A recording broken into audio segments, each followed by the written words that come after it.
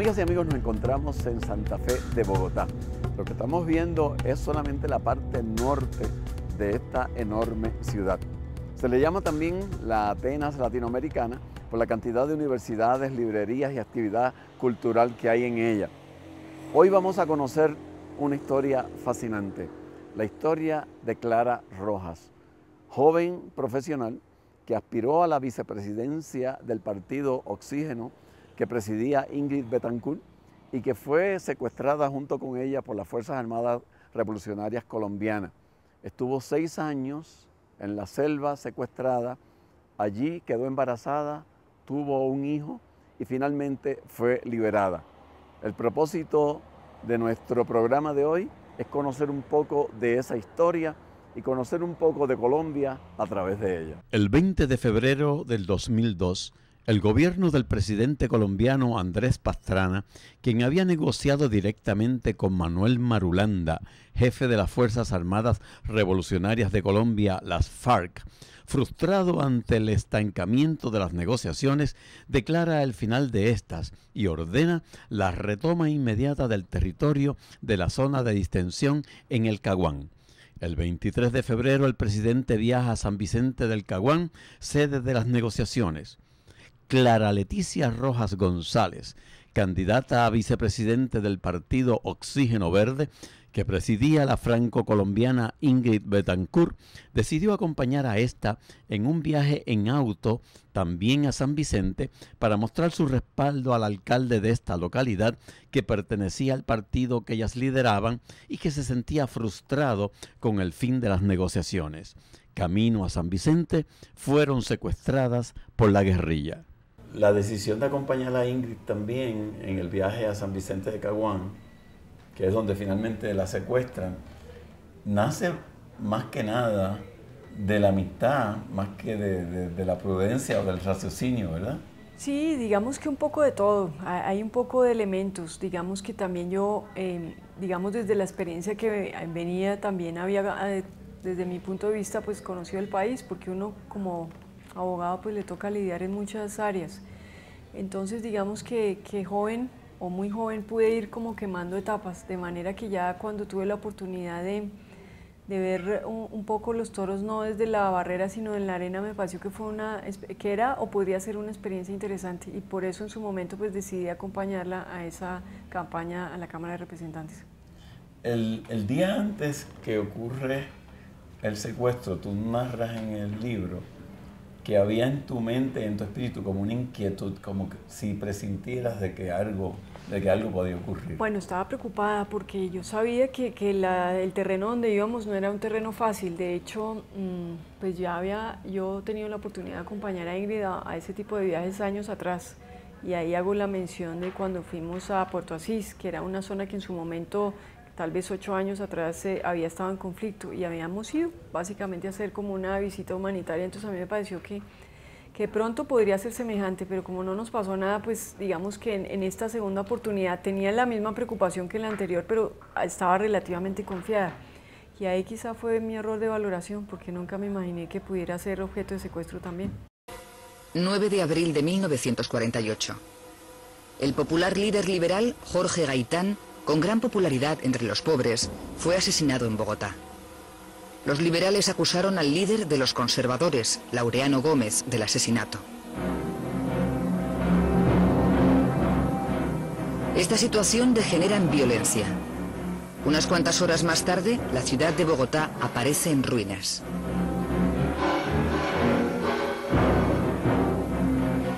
Tan solo en ese día, 3.000 personas murieron en una lucha entre conservadores y liberales.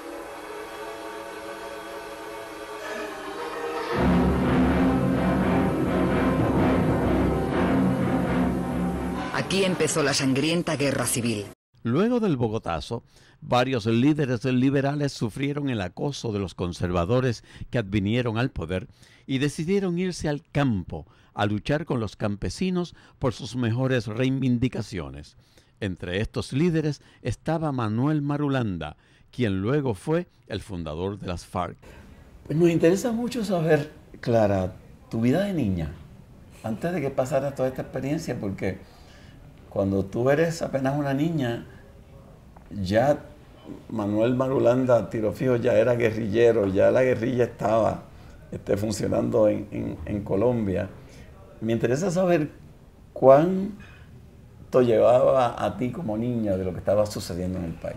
Bueno, fíjate que yo nací en el año de 1963. Digamos que a través de los periódicos es como la primera noticia que uno va dándose cuenta de todo lo que va pasando. Y bueno, yo no sé por qué desde muy niña en mi casa me gustaba leer el periódico. De pronto es por ver a mi padre.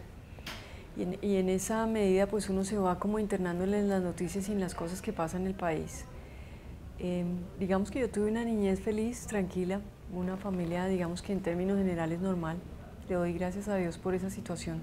Trato de evocar en el libro algunos elementos, enseñanzas que ellos me dieron, mis padres, y que nunca pensé que me fueran tan útiles en el secuestro.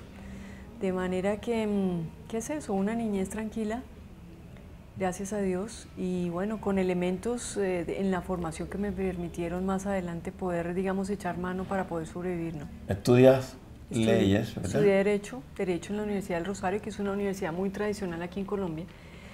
Y bueno, digamos que en general me fue bien. Luego hago un par de especializaciones en el área del derecho económico, tanto en derecho tributario como en derecho comercial. Y luego hago un magíster en ciencia política, que duró como unos 2 años haciendo eso. ¿Por ahí es que te vinculas de alguna forma con el partido de Ingrid Betancourt? No, digamos que de antes. Yo ya la conocía porque yo ya venía trabajando en el sector público desde tiempo atrás. Y la verdad es que yo inicié muy joven a trabajar. Digamos que simultáneamente cuando hice mis estudios de Derecho trabajaba medio tiempo en una oficina de abogados. Entonces eso me encarriló muy pronto en el mundo del trabajo. Cuando yo ya me gradué, digamos que a puerta ya tenía la posibilidad de ser asociada de la firma donde trabajaba. Y esta era una firma de estilo gringo, digamos que era el mismo sistema y digamos que yo tuve esa formación desde que inicié. Al poco tiempo pues ahí hubo también un cambio y se me presentó la oportunidad de trabajar en la Oficina de Planeación Nacional, en el área de inversión extranjera. Entonces hice ese salto que me parecía que también era importante, porque igual yo ya había trabajado mis 5 años de carrera en esta oficina, llevaba 3 en la vida profesional, y hay momentos en que uno que tiene que hacer cambios justamente para ver cómo va llenándose de otras experiencias. Y en planeación fue una labor muy útil, y me sentí fue un trabajo que me gustó mucho porque es tú conocer el país como a nivel macro, y eso me encantó. Y después pasé al Ministerio de Comercio Exterior, que en su momento era un ministerio muy nuevo y empezó como con toda esa ola de la apertura económica y había mucha gente joven en el gobierno, de manera que nos dieron un espacio importante y bueno, pudimos desarrollarnos. Y luego, estando en el Ministerio de Comercio Exterior, es que hago el link con Ingrid y ella decide que se va a lanzar a la Cámara y entonces me dice que si yo la acompaño, yo también renuncio a mi trabajo porque creía que yo mi ciclo en el gobierno ya lo había cumplido y quería volver al campo privado. Entonces me dice, antes de que vuelva a su actividad, ¿por qué no viene y hace campaña conmigo? Y en ese momento es que inicio la primera campaña para la Cámara de Representantes, que tuvimos la primera votación en Bogotá. Ingrid Betancourt Pulencio nació el 25 de diciembre de 1961. Durante la década de 1990 se desempeñó primero en la Cámara de Representantes de Colombia, donde alcanzó un alto reconocimiento por su actividad contra la corrupción política. Se postuló por el Partido Verde Oxígeno al Senado en las elecciones legislativas del 1998. Renunció a su escaño en el 2001 para postularse a la presidencia de su país en las elecciones del 2002. Su secuestro, que tuvo una duración de 6 años, 4 meses y 9 días, mantuvo en vilo a Colombia, así como a Francia y otros países. Fue liberada en una operación del ejército llamada Operación Jaque.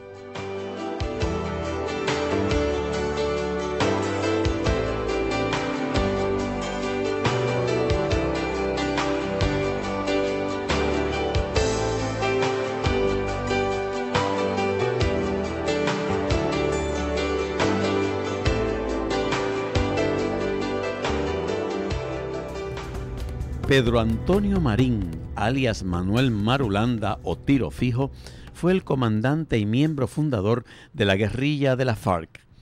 Él se había unido a los campesinos que habían establecido unos asentamientos autónomos que el ejército luego dispersa y obliga a internarse en las montañas. Estos sobrevivientes, que se organizarían bajo la dirección de Marulanda y miembros del Partido Comunista para crear una fuerza guerrillera de carácter revolucionario, a lo largo del desarrollo de la guerra se apartarían de la línea oficial de ese partido y se fortalecerían hasta llegar a un número de 15.000 efectivos. Marulanda fue el guerrillero más veterano del mundo y de su tiempo. Murió en Meta, Colombia, 26 de marzo del 2008. Con inmenso pesar, informamos que nuestro comandante en jefe, Manuel Marulanda Vélez, murió el pasado 26 de marzo como consecuencia de un infarto cardíaco en brazos de su compañera y rodeado de su guardia personal y de todas las unidades que conformaban su seguridad luego de una breve enfermedad. Ese primer contacto con los guerrilleros, cuando ya están llevando en el camión hacia adentro, obviamente ya las han secuestrado. ¿Qué pasaba por tu espíritu en ese momento?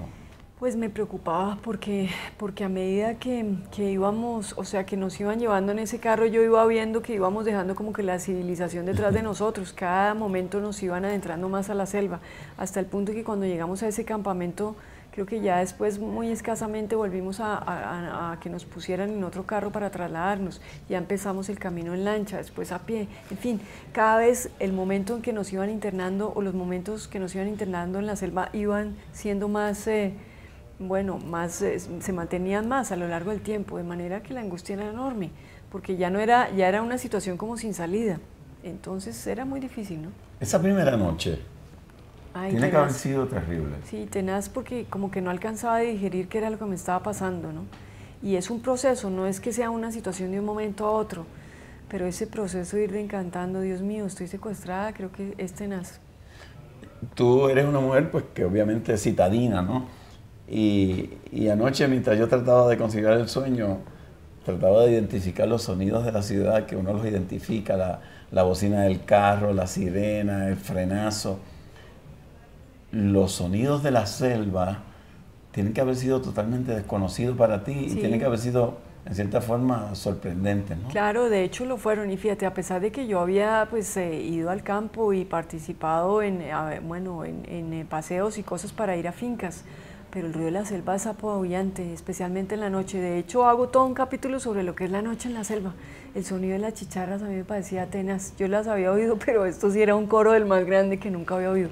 Y luego las diversas etapas de la noche, esos sonidos para mí me parecían fuertísimos al empezar la noche y luego cuando queda todo en silencio. Ese silencio también es abrumador. Llegó el momento en que ya conocías qué hora más o menos podría ser por el cambio de sonidos, ¿no? de sonidos y el frío. La temperatura también me daba la señal de la hora. Digamos a las 2 o 3 de la mañana la temperatura bajaba mucho. Entonces yo ya sabía que ya eran como las 2 o 3 de la mañana. Y ya, bueno, ya empezaba a ver, porque al rato, un par de horas ya empezaba a aclarar, ¿no? Claro, ¿y era dormir en el piso o en algún camastro? Bueno, un poco de todo, a veces en el piso sobre un plástico, otras veces en un camastro, a base de hojas de palma o de caña, otras veces en hamacas, y bueno, escasamente tuvimos la oportunidad de estar sobre tablas de madera, ¿no? Y a veces en tablas de madera y no más, porque no había colchón. Entonces después cuando había colchón, eso sí era el lujo más grande. ¿Y tú eres así flaquita cuando te ocurrió eso? Digamos que esta siempre ha sido como mi talla. Hubo momentos en que ya me bajé demasiado de peso, después de que tuve mi niño sí estuve al borde de los huesos, y después otra vez me subí un par de kilos y luego volví a bajar, pero realmente he ondulado como sobre el mismo peso. ¿Cuál era el principal temor, Clara? Pues la muerte es inminente, ¿no? Inminente. La posibilidad de un encuentro con el ejército, claro, o la muerte de parte de ellos mismos. Sí, de todo porque uno nunca sabe ellos cómo van a reaccionar. Sí sabe que ellos tienen órdenes de matarnos, que eso es lo más duro. Entonces uno no sabe en qué momento van a reaccionar ni cómo van a reaccionar. Ahora la selva también asusta, las reacciones de la gente, la falta de recursos, el aislamiento, son un conjunto de cosas que después se van sumando, ¿no? Claro. Como has visto, pues a mí me gusta mucho el análisis del comportamiento humano. Y yo me imagino que tú habrás podido observar y reflexionar sobre el efecto que la soledad y el desamparo ejerce en las relaciones humanas, ¿no? Porque tú viviste eso mismo, el distanciamiento con Ingrid, las relaciones con los otros compañeros. ¿Cuánto influencia ese desamparo y esa soledad? Bueno, es difícil y tal vez justamente por haber vivido esas situaciones que hoy en día, digamos que valoro tantas otras cosas, ¿no? Digamos que yo antes en general vivía una vida muy tranquila, de manera que no había tenido como esa posibilidad, a pesar de haber tenido dificultades, pero nunca me han tocado como unos conflictos tan fuertes en la convivencia diaria. Entonces que afrontarlos, pues claro, eso me costó un trabajo enorme. Hoy valoro más, digamos, esos espacios de convivencia y volver a retornar a la tranquilidad para mí es una paz enorme. Digamos que la experiencia ha sido positiva en que ya tengo claro que no quiero, de manera que cuando yo en algún momento vislumbro una posibilidad de un tipo de convivencia difícil, me aparto de eso, porque sé que en el fondo es muy desgastante. Es drenante y le quita a uno energía que no vale la pena Claro, soltar. para nada. ¿Cómo eran las mujeres guerrilleras? Tanya se vino de Holanda motivada por un ideal, pero las razones por las que la mayoría de las niñas entran hoy en día a las FARC son muy diferentes y van desde el amor y la pinta hasta el engaño. Muchas muchachas se van enamoradas por algún guerrillero o porque miran a la muchacha, a la otra guerrillera lucir su fusil, que tiene alguna autoridad, que todo el mundo le rinde pleitesía, y de eso se enamoran las muchachas. Para ser sincera, la mayoría de mujeres sí entran enamoradas de un guerrillero o enamoradas y por despecho se van a la guerrilla.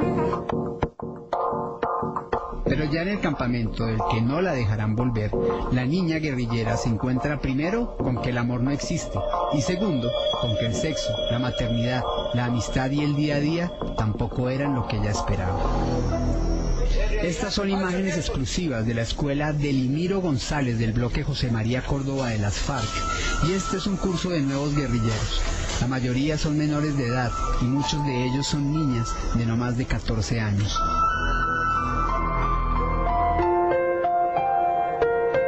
Por momentos se percibe la inocencia con la que reciben las órdenes y cargan el fusil, la misma con la que un escolar de la misma edad recibiría las órdenes de un maestro, con temor, con respeto al adulto y hasta con risas nerviosas.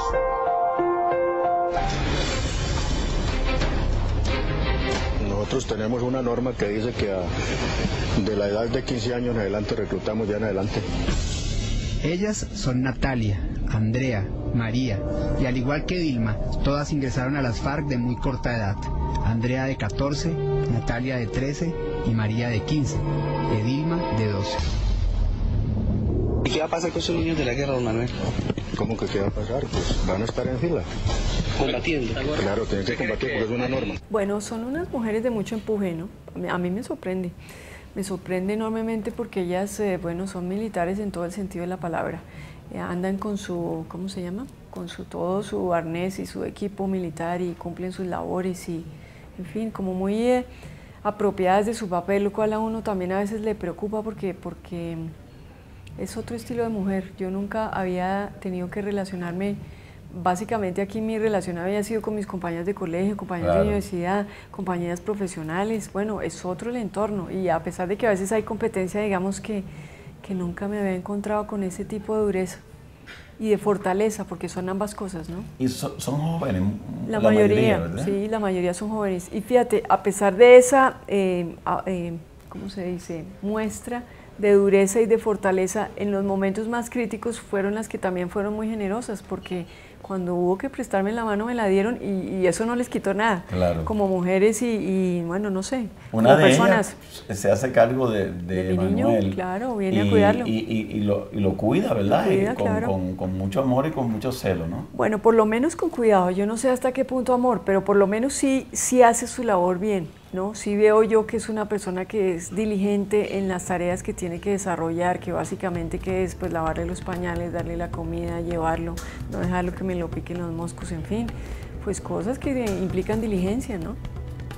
De esa guerrillera en particular no has sabido nunca más. No, nunca he tenido noticia, pero le pido a Dios que la cuide y que ojalá en algún momento pueda encontrar un camino diferente.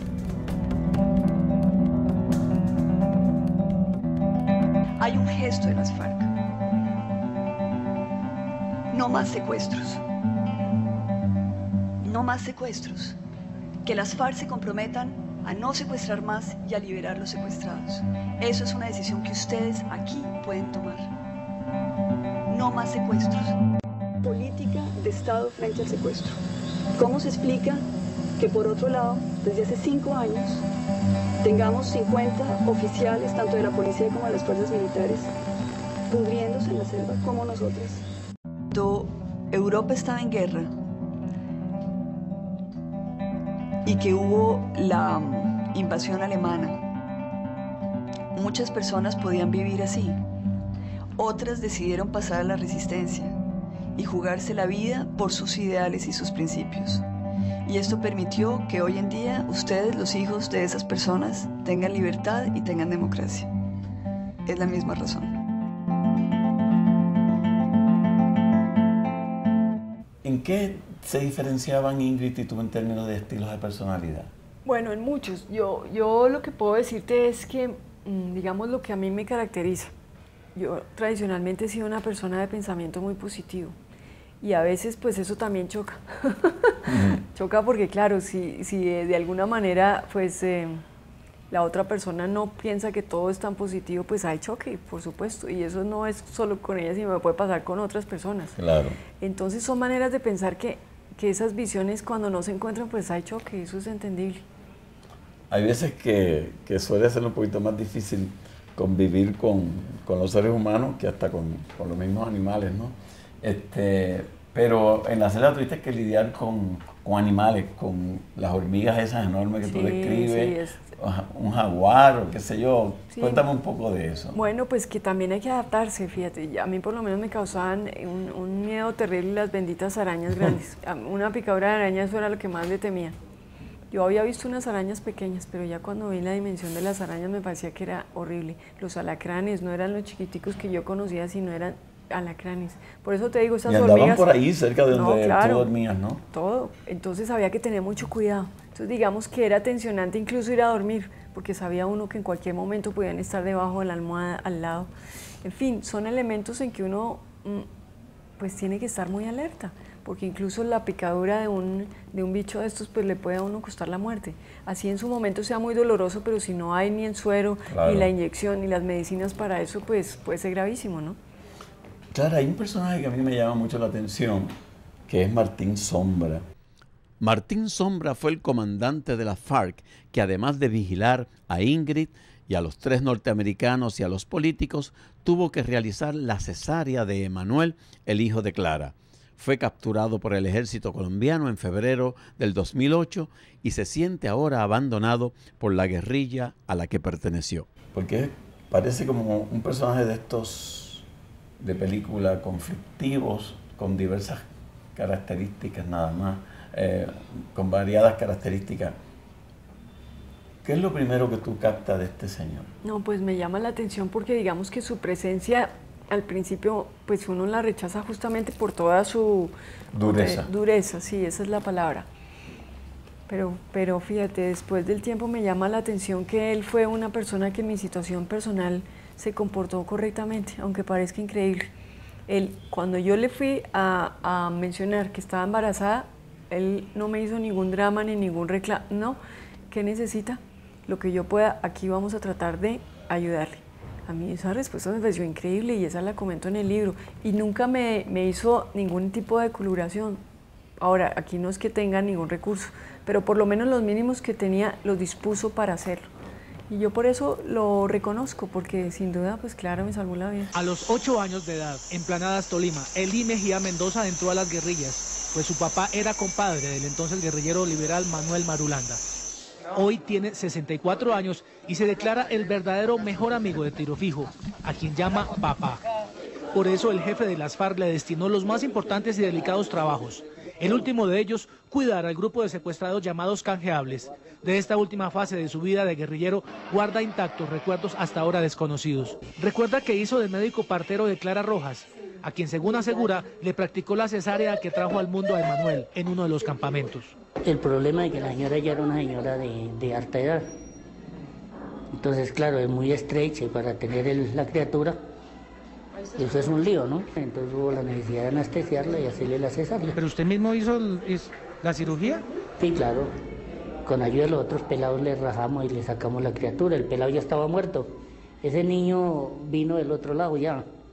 Estaba morado, tocó sacarle la baba de las narices y volverlo a la vida. Yo lo entregué, lo llevé con la señora y hasta donde yo lo llevé nunca lo separé de la señora. ¿Cuántos meses estuvo con el niño? No, estaba pequeñito, estaba muy pequeñito, relativamente pequeño. ¿Y no te llama la atención el hecho de que haya sido menos juzgador que mucha gente en el mundo civilizado que entran en juzgar sobre tu embarazo y a opinar sobre ello?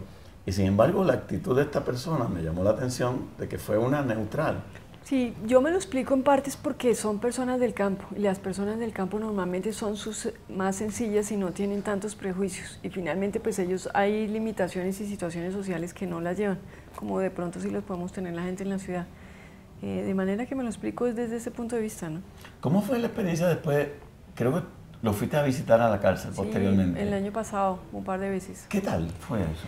Bueno, difícil porque yo digo difícil para mí, no es que el encuentro haya sido difícil, sino a mí me hizo hacer saber a través de un periodista que quería verme. Entonces digamos que en la primera mensaje que me mandó yo no quería pues salir no era algo que quería salir a hacer rápidamente porque lo que menos quiere uno pues es pensar en aquello. Luego me llegó el segundo mensaje y dije, bueno, vamos a ver. Pedí permiso al gobierno para que me diera el permiso si lo consideraban y bueno, ellos les pareció posible como alternativa que yo les presenté que quizá pudiera ser él un puente para ver cómo encontramos la libertad de otras personas. Entonces ya digamos que de acuerdo en ese punto de vista, pues dije, bueno, vamos a escucharlo a ver qué es lo que él necesita. Lo escuché y básicamente él temía por su vida. Lo escuché y le dije, bueno, aquí usted está en un sistema que le brinda a usted unas garantías, un sistema judicial, usted tiene derecho a abogado. Claro. Pues yo lo que puedo hacer por usted es ponerlo en contacto con las personas del gobierno que le pueden brindar esas garantías.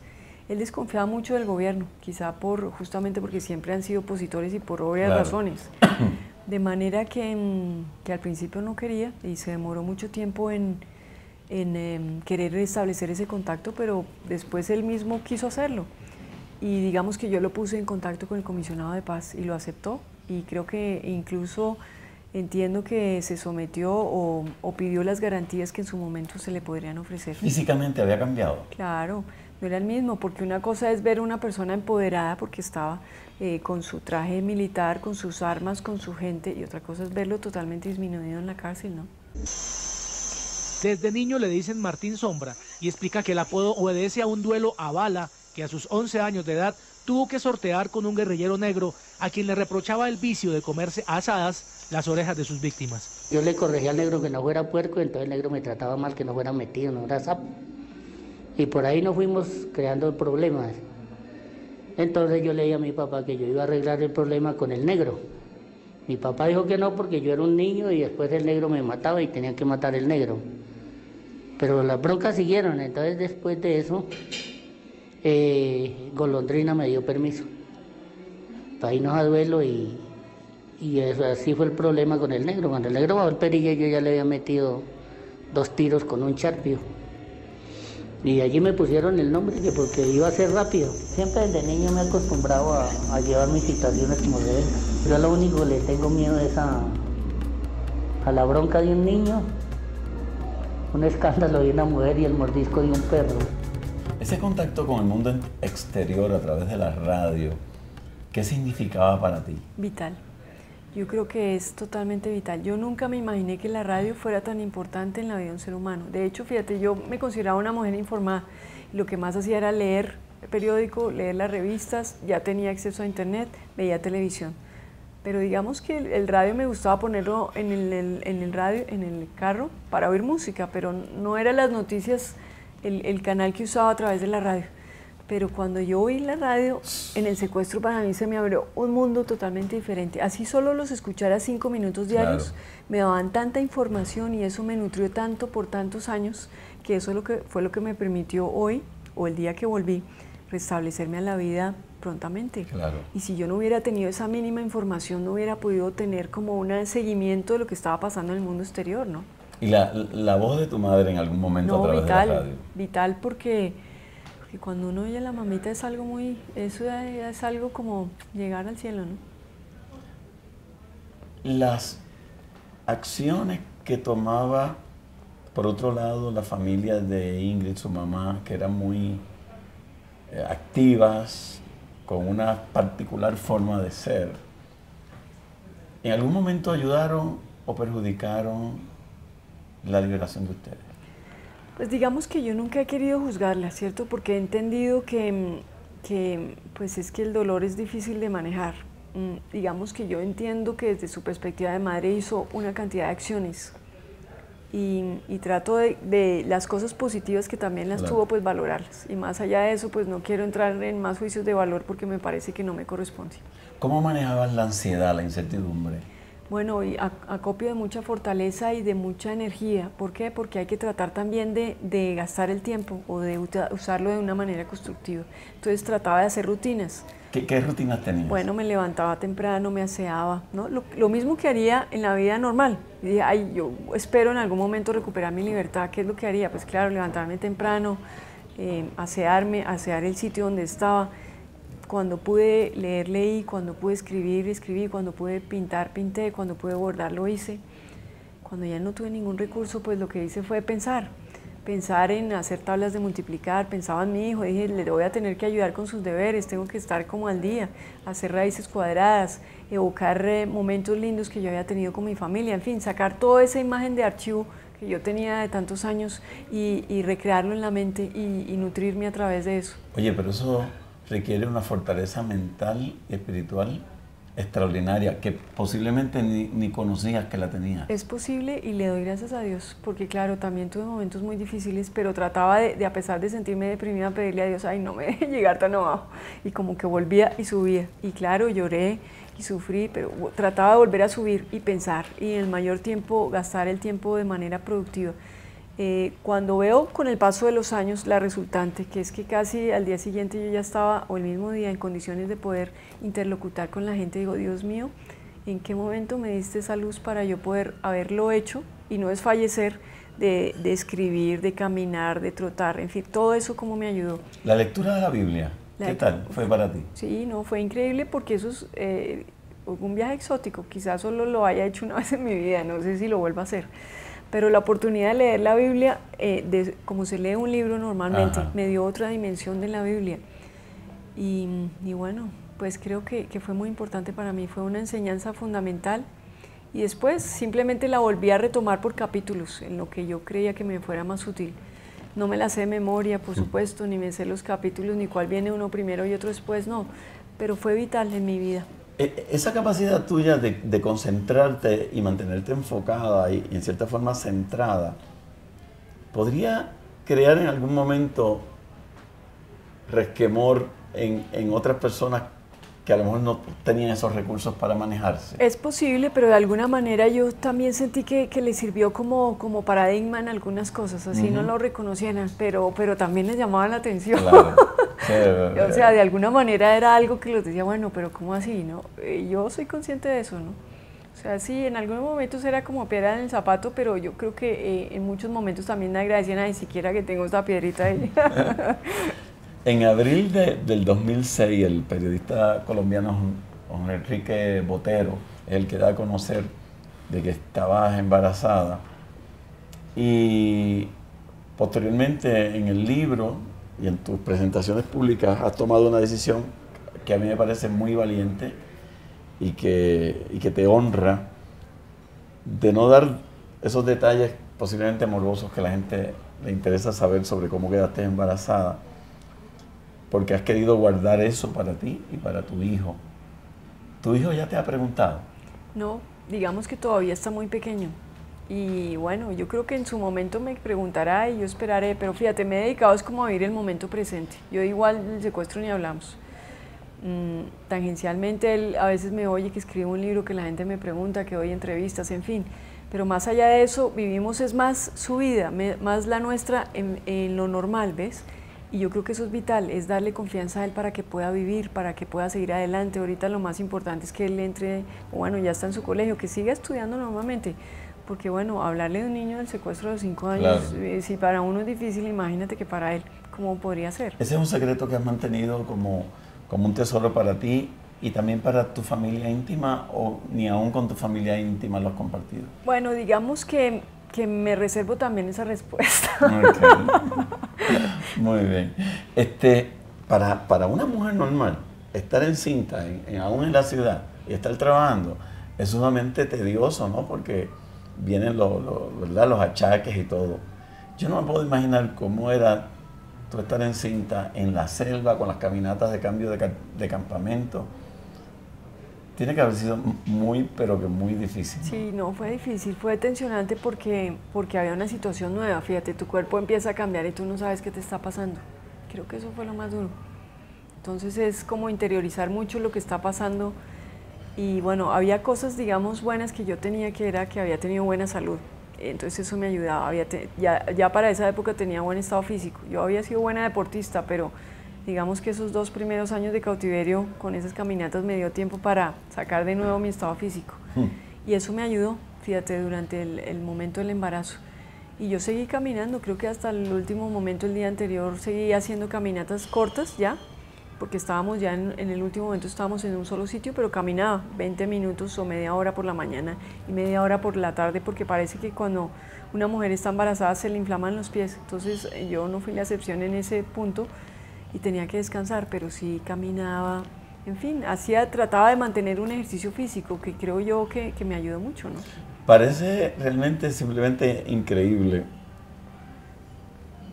el tú parir en la selva y que tras de eso te tuviesen que hacer una cesárea, donde no había un médico presente y quien te practica la cesárea es un aprendiz, ¿verdad?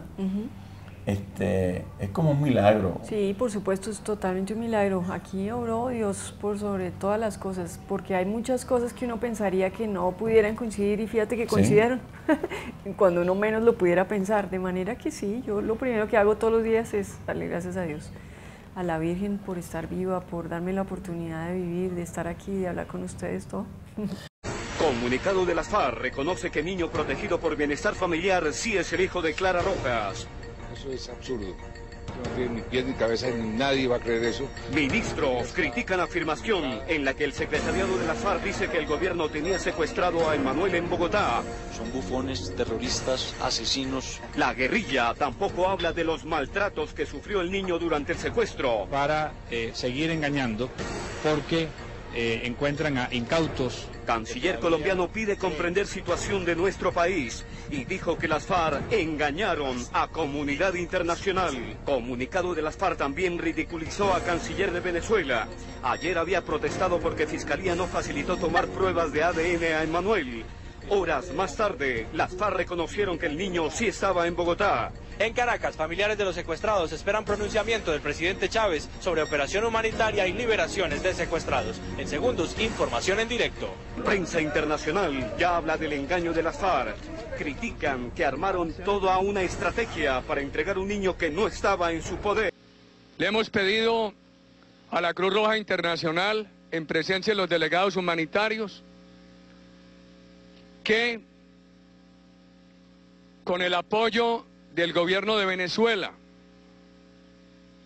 se hable con la mamá de la doctora Clara Rojas, con doña Clara, quien está en Caracas, a ver si se puede practicar un examen de ADN sobre la abuela y sobre los tíos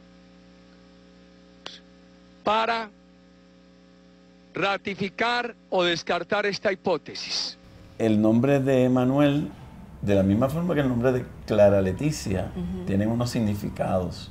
Cuéntanos un poco de esos significados. Bueno, Emmanuel significa Dios con nosotros, y eso es, Emmanuel, para mí una bendición de Dios, de manera que yo cuando leí su significado en la Biblia dije, ay, mi niño se va a llamar Emmanuel porque para mí representa todo, y es como tener a Dios presente, y fíjate que todo lo que ha pasado es un milagro, de manera que ese es el significado de mi hijo Emmanuel. ¿Y Clara Leticia? Clara Leticia, bueno, mi madre me lo puso porque Clara significa Clara, eso es lo mismo, pero Leticia significa en latín alegría.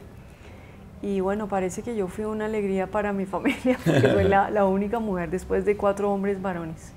Y en el caso de mi mamá, porque ambos nos llamamos igual, pues realmente el que se ingenió el nombre fue mi abuelo. Él era una persona que le gustaba leer mucho y fue el que se buscó los significados y tal. Y bueno, él estaba muy contento de tener a su hija y en su momento por eso le puso Clara Leticia. Por la cesárea el niño nace con un brazo fracturado. Con un brazo fracturado y posteriormente los guerrilleros se lo dan a un campesino que es el que lo cuida antes de que el departamento de la familia, ¿verdad?, lo tenga. ¿Ese campesino, ha habido alguna comunicación con él? Digamos que a través de la radio y de la televisión. Él está hoy en día en la cárcel. ¿Ah, sí? Y está sujeto de investigación y acusado de secuestro. Digamos que eso está en manos de la justicia. Yo lo que he hecho es, él me ha pedido el favor de que yo lo escuche. Yo a través de la radio y a través de la televisión lo he escuchado. El encuentro con Emanuel tiene que haber sido, aparte de muy emocional y muy fuerte, como madre, el descubrir si estas características de este niño, su mirada, su piel, me recuerdan al niño que me quitaron en la selva en algún momento. ¿Eso pasó por ti? Claro, por supuesto. Uno tiene ganas de verlo toditico, a ver si es. A ver si es. Claro, claro. Y no te tomó mucho tiempo comprobar que se era. No, por supuesto. Además que tiene cosas lindas. De pronto, como te digo, como gestos que igual tenía de bebé y que tú vas descubriendo con el día a día. Entonces, pues eso te afianza como tu sentimiento, ¿no? Dale un abracito a la mamá. Hola, ¿quién llegó? Dale un abracito a la mamá. Mi dulce compañía, no nos desampares ni de noche ni de día, hasta que nos pongas en paz y alegría, con todos los santos, Jesús, José y María.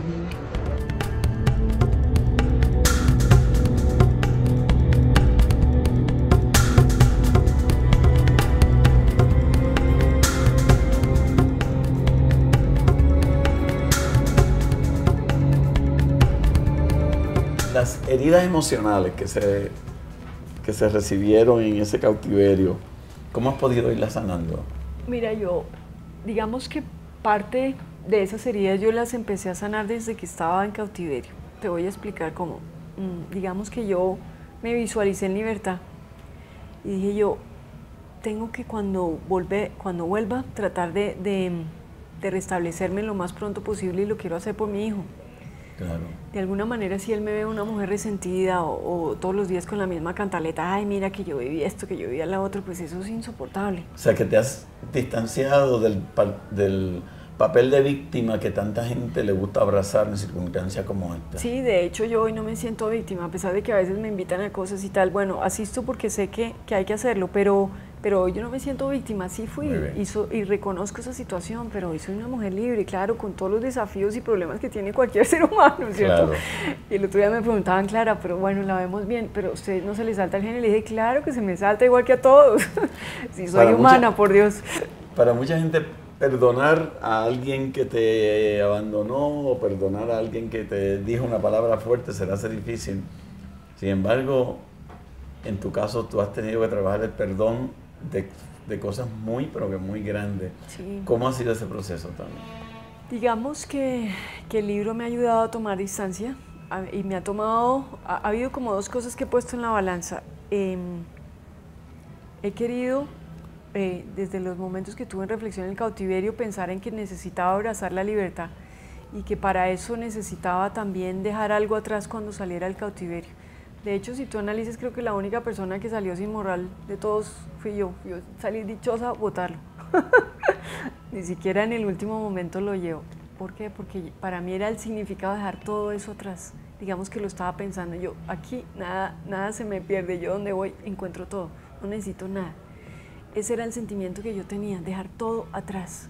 Y fíjate que eso me ha ayudado mucho. Cuando ya llegué, me han regalado muchos libros, muchos mensajes en que me hablan sobre el poder sanador del perdón. Y yo reconozco que sí lo hay, de manera que eso me ha podido liberar. No significa que yo no olvide ni que haya cosas que no me duelan, son 2 cosas ni que distintas. No recuerde que hay palabras que sí me dijeron y todavía me recuerden, claro.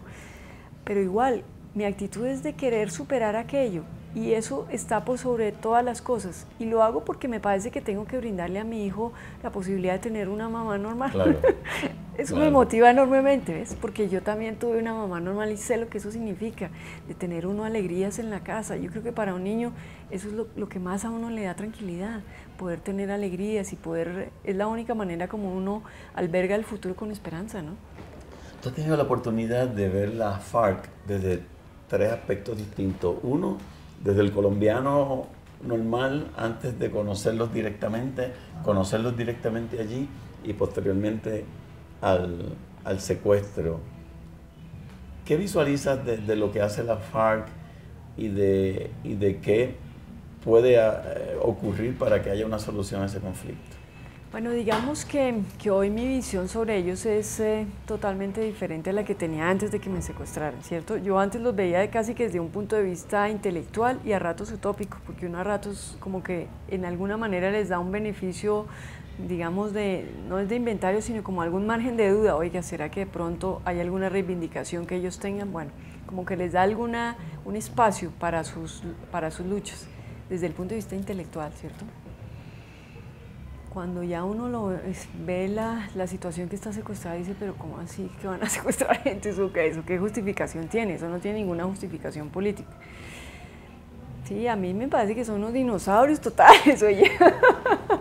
¿Por qué? Porque finalmente no tiene sentido que hoy en día un grupo de esta naturaleza que lleva 50 años en la selva haya perdido su norte, ya no hay ideología. Ya uno dice tener a tanta gente y tenerla 11 años, 10 años como los tienen encadenados, ¿a cuenta de qué?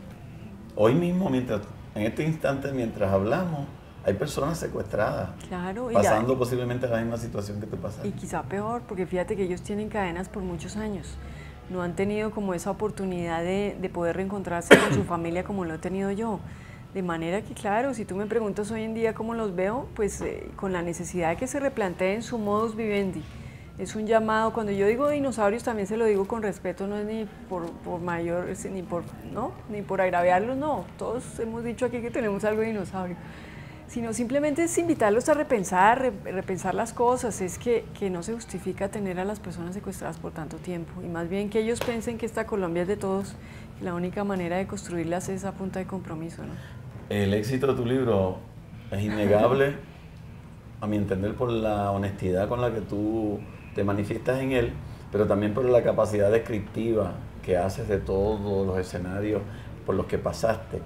Y obviamente el éxito de pronto no te puede volver a tener cautiva de entrevistas, de los medios.